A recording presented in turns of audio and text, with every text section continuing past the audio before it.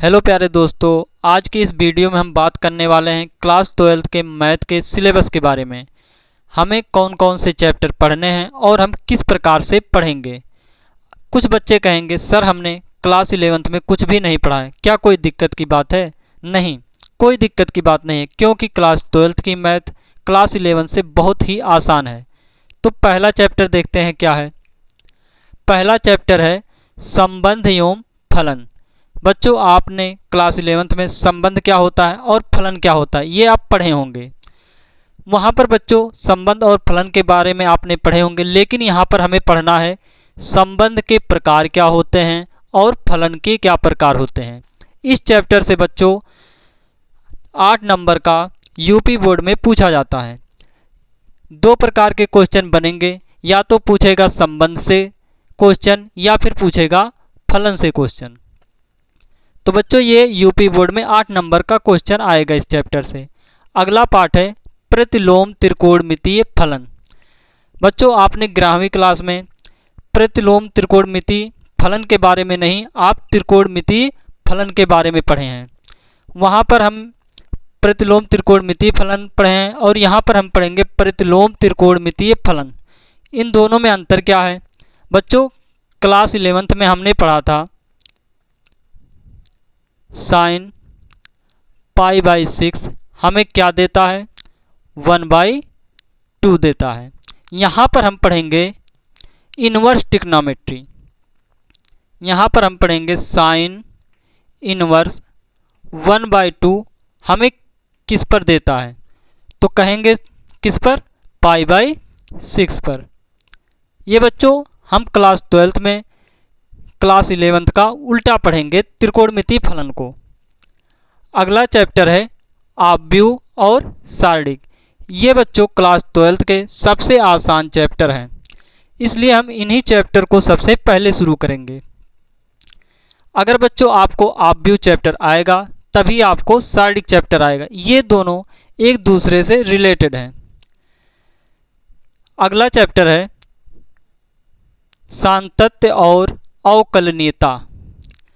आपने बच्चों class 11th में सीमा और अवकलज पढ़े होंगे। तो सीमा और अवकलज पढ़े हैं तो ठीक बात है, अगर नहीं पढ़े हैं तो भी कोई दिक्कत की बात नहीं है। यहाँ पर हम सातत्य और अवकलनीयता को एकदम से बेसिक से पढ़ेंगे। जैसे बच्चों आपने 11वीं क्लास में साइन x dx बटे dy आप पढ़े हैं क्या होता है? cos x। यहाँ पर भी हम वही चीज़ें पढ़ेंगे। यहाँ पर अंतर इतना होगा कि यहाँ पर ज़्यादा फंक्शन होंगे और वहाँ पर केवल एक ही फंक्शन होते थे। अगला चैप्टर है अवकलन के अनुप्रयोग। अगर बच्चों आपको सातत्य और अवकलनीयता समझ में आ गया तो अवकलन के अनुप्रयोग से आपको आसानी से क्वेश्चन समझ में आएंगे। ये बच्चों 5वां पार्ट, 6वां पार्ट, 7वां पार्ट और 8वां पार्ट और 9वां पार्ट, ये चारों चैप्टर एक दूसरे से रिलेटेड हैं। अगर ये 5वां आएगा तभी आपको 6वां आएगा, तभी आपको 7वां आएगा, तभी आपको 8वां आएगा, तभी आपका 9वां पार्ट आएगा। ये बच्चों चारों पार्ट मिलाकर 45 नंबर के बोर्ड एग्जाम में पूछे जाते हैं। अगला चैप्टर है समाकलन। समाकलन क्या? जो वही 5वां पार्ट है। 5वां पार्ट में जो पढ़े हैं हम बच्चों वही हम समाकलन में पढ़ेंगे। समाकलन क्या होता है?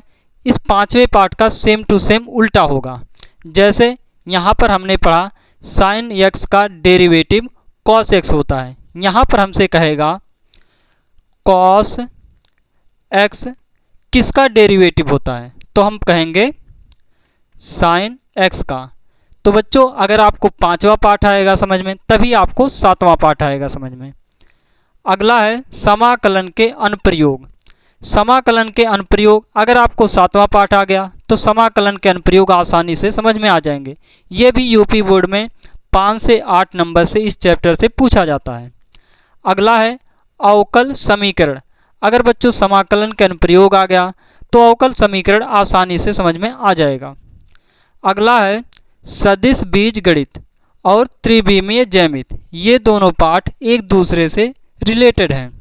अगर आपको 10वां पाठ आएगा तभी आपको 11वां पाठ आएगा। आपने बच्चों सदिश के बारे में आपने पढ़े होंगे क्लास 11th के फिजिक्स में।